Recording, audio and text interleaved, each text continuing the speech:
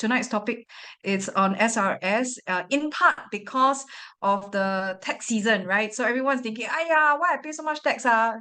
And what could I have done last year differently that could have saved me tax?" So SRS is one of the, therefore, topics that will come up as a result. And so we thought, okay, we will share this with everyone so that those who are not already familiar with the program, you could then look to do something different this year in preparation for next year. So the Supplementary Retirement Scheme, that's what SRS stand for. So simply put, the word means supplementary. This is not run by CPF. It's absolutely voluntary, unlike CPF, where contribution is mandatory.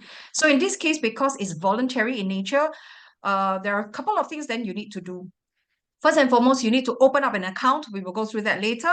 And then you need to do something with it once the money gets in there, because a lot of times people do it for tax savings, not realizing that it's not really tax savings per se, but it's deferred tax.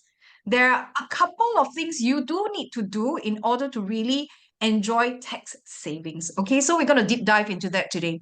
Now, all these slides that you see, nothing was self-created in the sense that I had picked it off, what do you call that, IRA's website, so as to be factually correct, and that you will not be seeing things that are my say, but what comes from the official website. All right, so who is eligible to open SRS? Who should open an SRS account?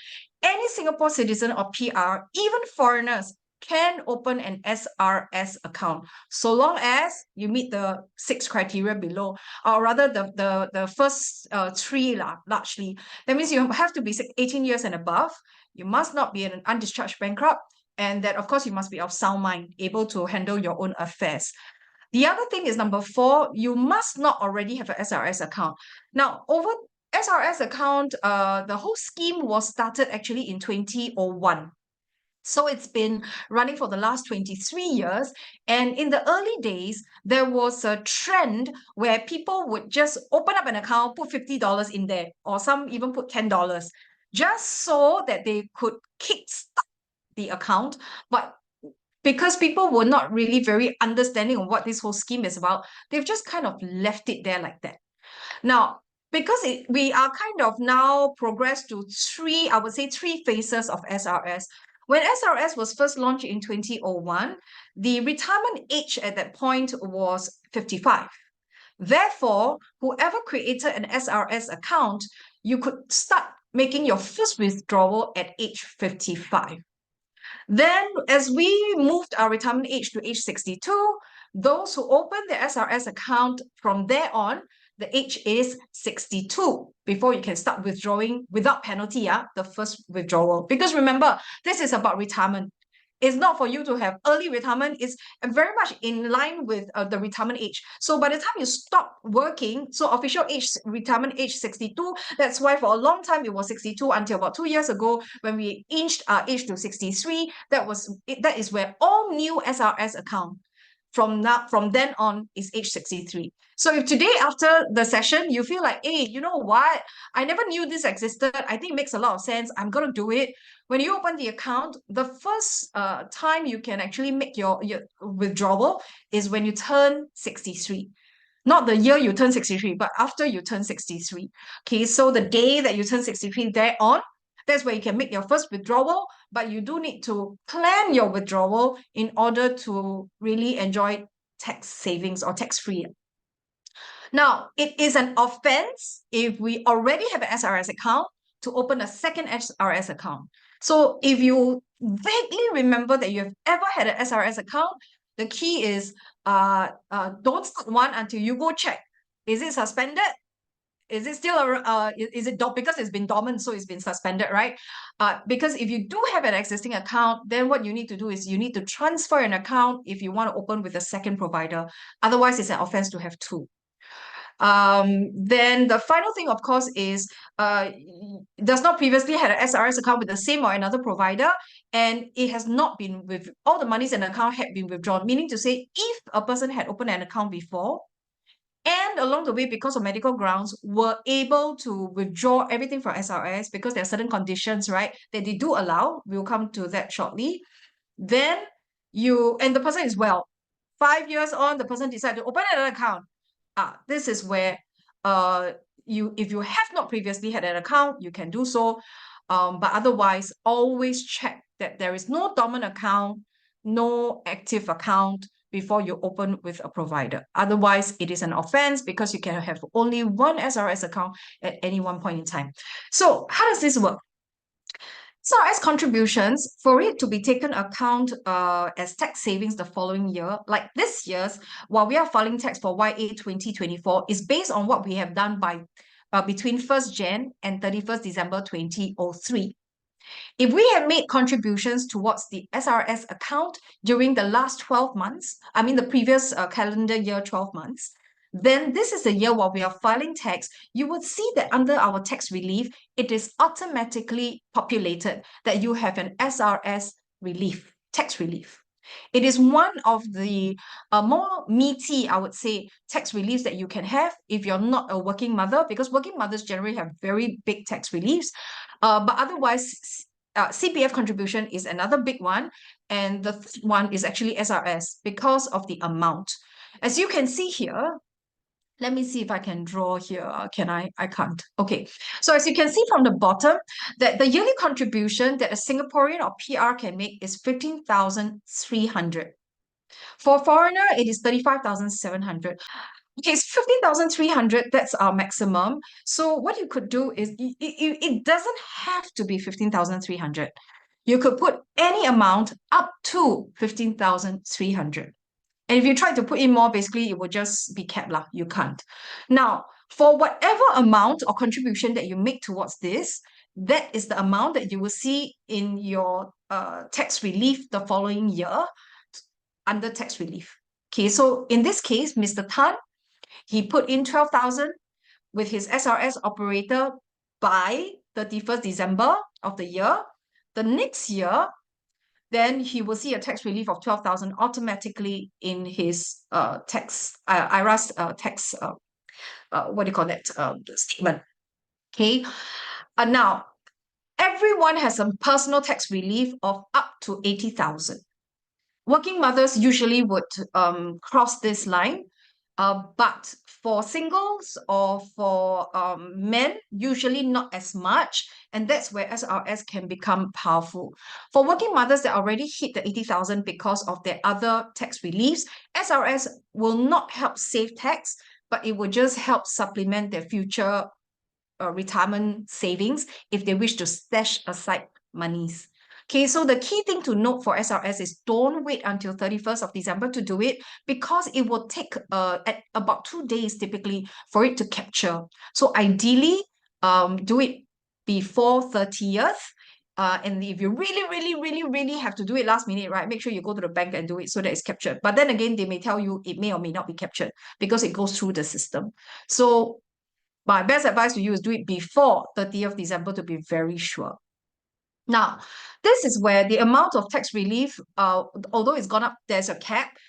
The actual tax relief you have really is the amount you put in. So you do not need to make a claim. It will just show up in your statement. All right. It's very straightforward. Just like if you do donations to IPC charities, it will just show up. If you had CPF contribution, it would just show up. If you made voluntary CPF contribution, it would just show up. It's just there. Usually in the tax relief table, later on we'll deep dive into that. You will see that the things you need to key in will be things like if you've done a course related to your profession, that's also can attract extra tax reliefs. Now, the year that you put in the SRS amount, that's the year the amount will be captured in tax relief. However, throughout the waiting period from now to age 55 or 62 or 63, you cannot touch the amount. The only grounds that you can withdraw if you're a Singaporean is that there were severe medical conditions, and that's listed on the government website. Then you can apply to withdraw fully and without penalty. Otherwise, you can withdraw, but you'll be subject to penalties. Now, in order to have penalty-free withdrawal, it will be, you have to plan throughout a period maximum of 10 years from the day of the first withdrawal of your SRS. Say your account was started in the year where retirement age is 62. Therefore, from age 62 onwards, you can make your first withdrawal. The day after you turn age 62, you make your first withdrawal. From there, the clock starts. For 10 years, the clock will run. At the end of 10 years, if you still have remaining amount in your SRS, whatever that amount is, they will subject it to the tax table. 50% of it will be subject to tax. So if you make your first withdrawal and thereafter forgot all about making the withdrawals, after 10 years, you still had 200K in that SRS account. What happens is that 50% of 200K, that's 100K, will be subject to tax. So that's not something you want happen. You do need to time your withdrawals. Okay, now this is a tax table that you can pull off the IRA's website. Every year, they will have an upload of the freshest one. This one is based on, you can see YA 2024. That means it's relevant for this year, right? And whatever your income is, say you have 100K. Okay. Then if you have any other dividends, whatever else, you key in, and if you have any, approved donations, that should show up. Otherwise, this is the portion, tax relief. You will see here that row 46 is where SRS is. If you had put in 12,000 like Mr. Tan did, this would show up here. Okay. And for those of you gentlemen, if you're there could be NS-Men relief.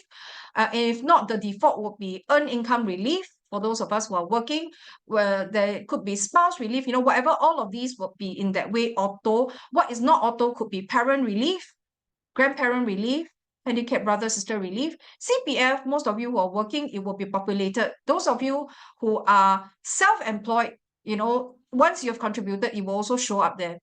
Okay, and cost relief is what you need to key in of your own. Life insurance relief, now, this is usually not applicable because you will see all these red tags. It will show you the condition for which these are eligible. You are only eligible to claim life insurance relief if up to 5,000. Okay, hold on now. Let me shrink this a bit. Up to a maximum of 5,000 if you have made 0 CPF contribution. So for those of us who have made, yearly there is something here, then your life insurance relief will not stand. Okay. But focus on today's conversation, there will be this tax relief. Now, assuming I do not have this, okay, you will see that what my chargeable income is 99,000. Okay, of course, this is an arbitrary thing. I'm just putting the earned income relief where all of us will have.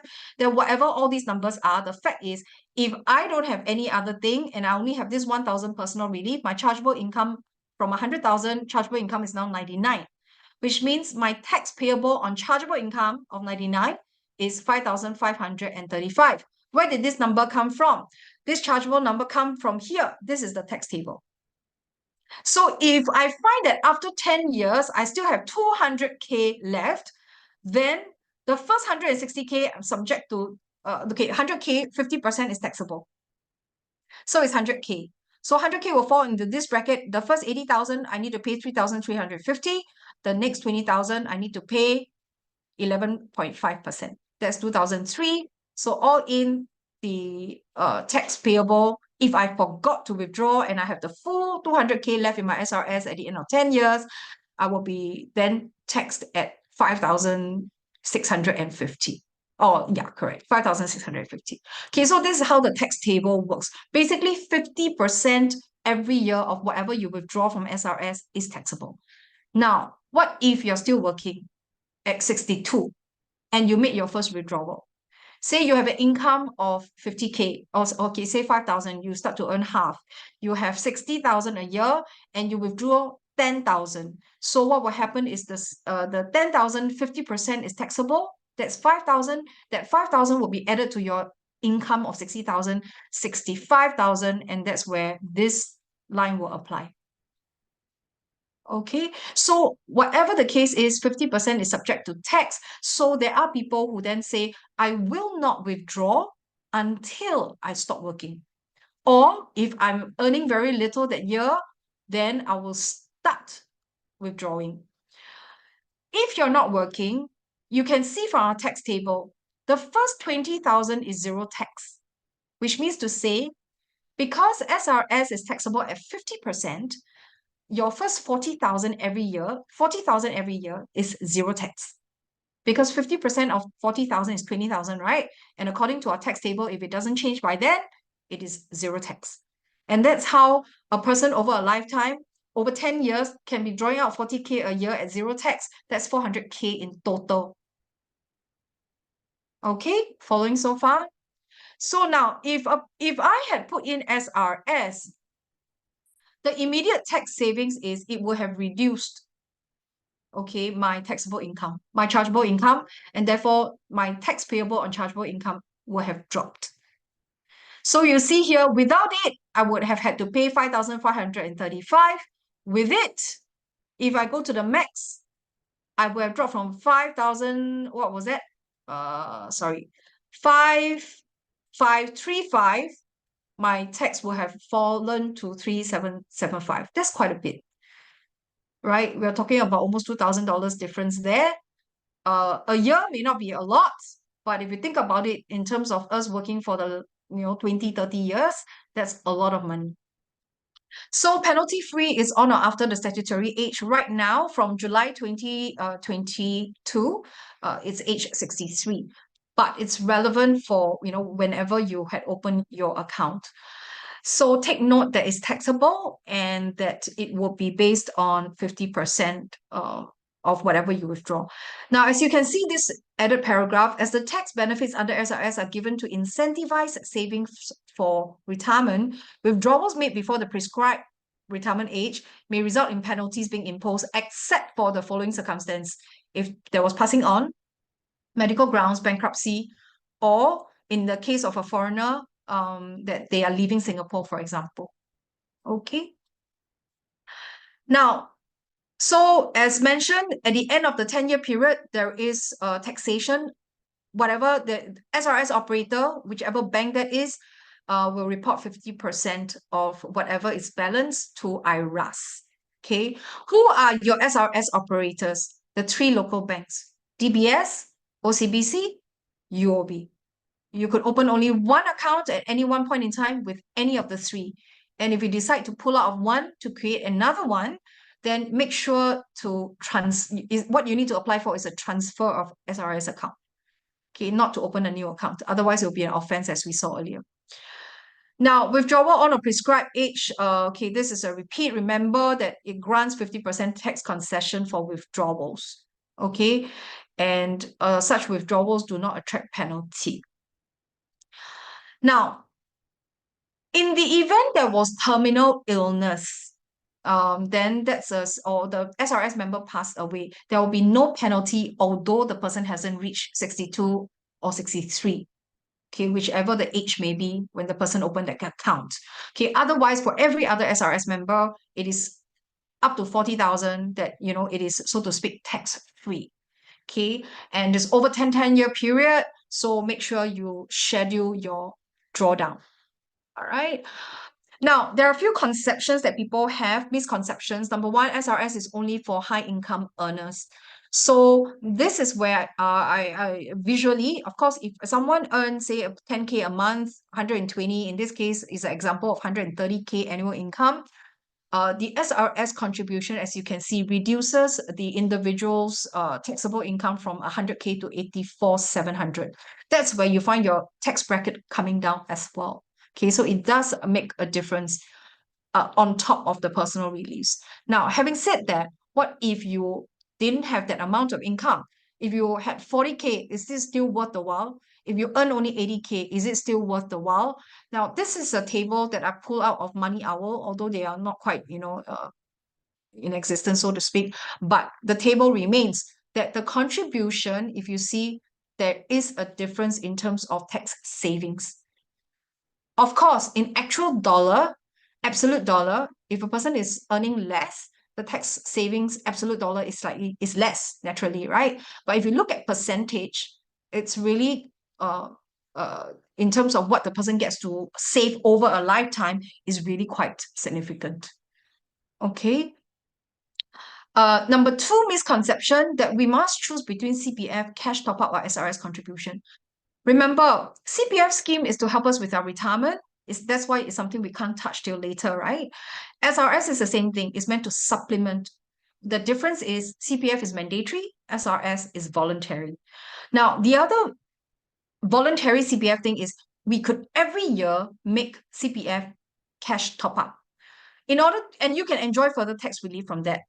That's 8,000 for ourselves. Maximum you can claim as CPF cash top up, voluntary, 8,000, and a family member, another 8,000. So for those of you who follow, our YouTube channel on Wealthy Mice, you'll see one of the last videos that I did on CPF, on SRS. Actually, this was mentioned. Is who are the family members? Is basically your spouse, your parents-in-law, grandparents-in-law. You can contribute up to 8,000 for another party, and yourself 8,000 each. That's additional 16,000 tax relief. Okay, then on top of that, SRS contribution maximum is 13,300 for us locals. Okay, now you will see here, this is a case whereby if an individual were earning 72K, that's 6K a year, 6K a month, and having a personal relief of 23,400. If the person then put in 15,300, you will see that the tax savings is 837. With and without SRS, there is a difference. And if the person then okay, so now if the person then had higher reliefs, then you see, of course, the percentage you see will have also further increased. Okay, in the illustration, the second table, basically their person's personal relief was higher. On top of that, the person still put 15,300 because remember the cap on personal relief is 80,000. So long as you don't reach 80,000 tax relief, you have not maximized your tax savings. And SRS could be the thing that will make the difference, right? Now, number 3, as mentioned, when you put monies in your SRS account, it is there earning nothing, actually. I say earning nothing because it's nominal savings rate that is accumulating at. So your nominal savings rate means your 0.05, or 0.5% per year.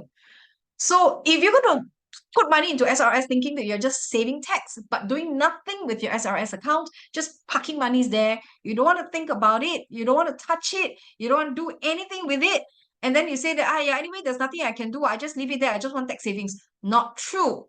You can invest in it. You can invest using the monies in it. And these are the SRS approved investments that can be done. Okay, you can stocks, REITs, ETFs, bonds, but all these must be in Singapore on the left-hand side.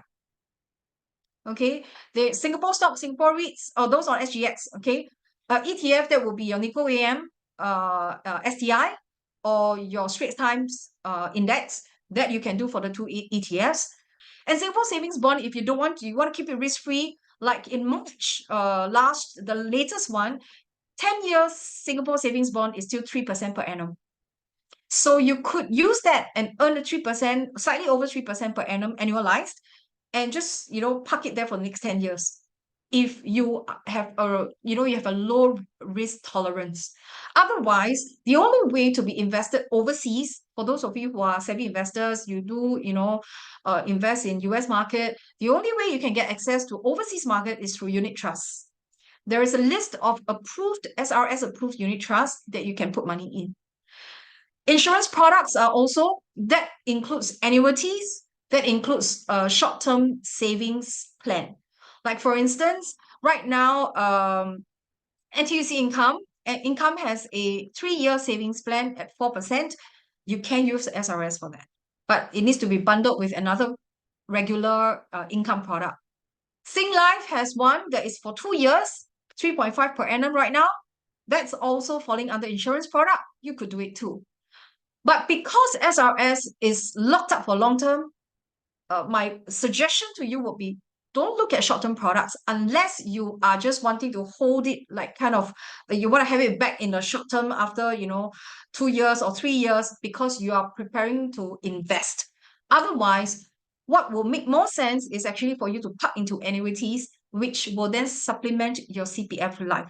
That would be powerful because it immediately layers up your CPF life without you even having to top up your ERS.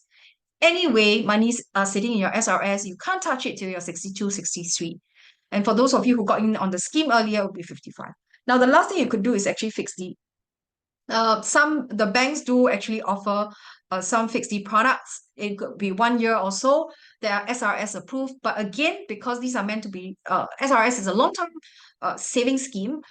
Short-term products may not fit in the best unless you have intentional use of it, and therefore you want it back in the next 1, 2, 3 years.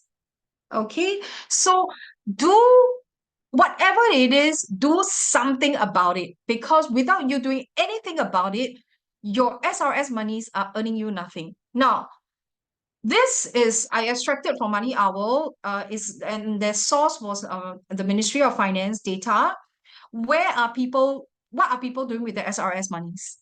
Okay, you will see a quarter of the people, 26% in blue, they are just holding cash doing nothing. That's doing yourself a disservice.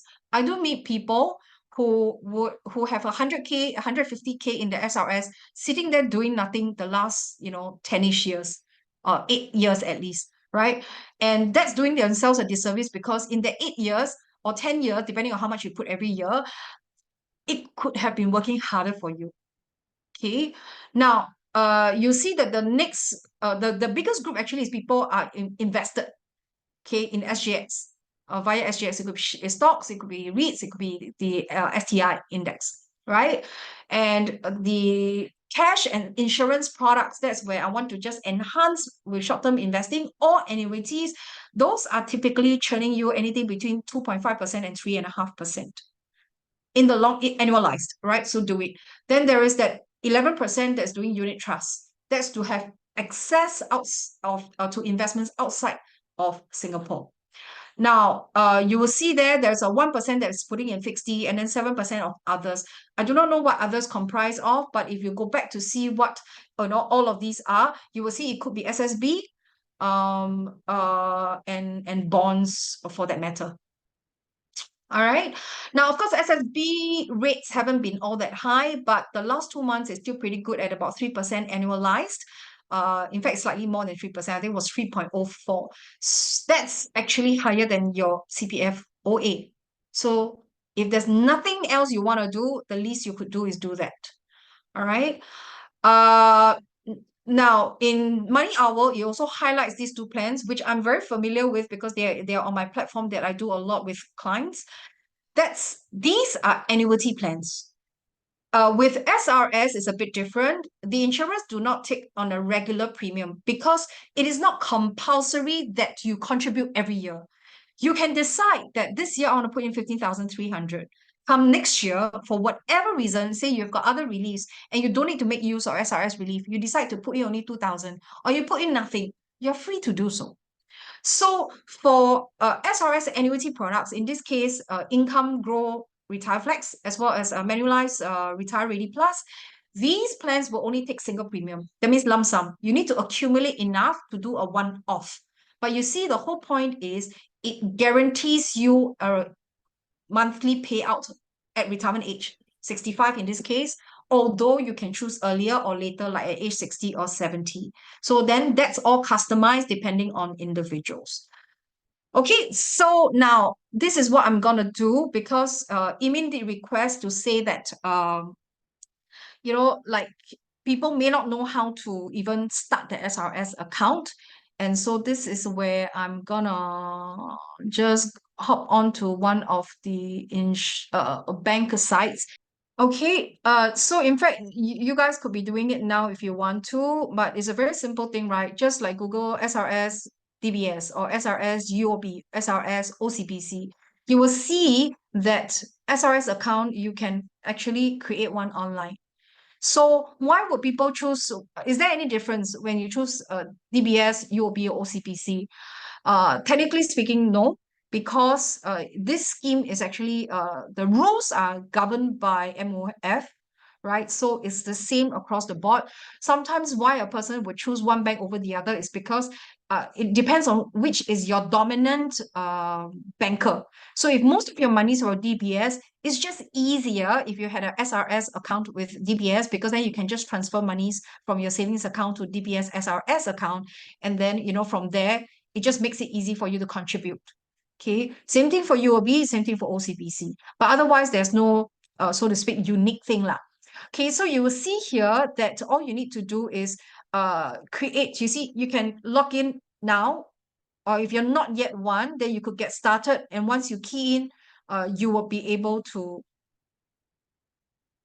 it will take you on the account opening, right? So you see, it's whether you're Singaporean, PR, foreigner, key in your ID, your date of birth, and then it will take you authenticate, so on and so forth. And that's how at the end of it, the account is created. They will just need to check back, and once they approve the account, you can transfer money anytime before 31st December of each year.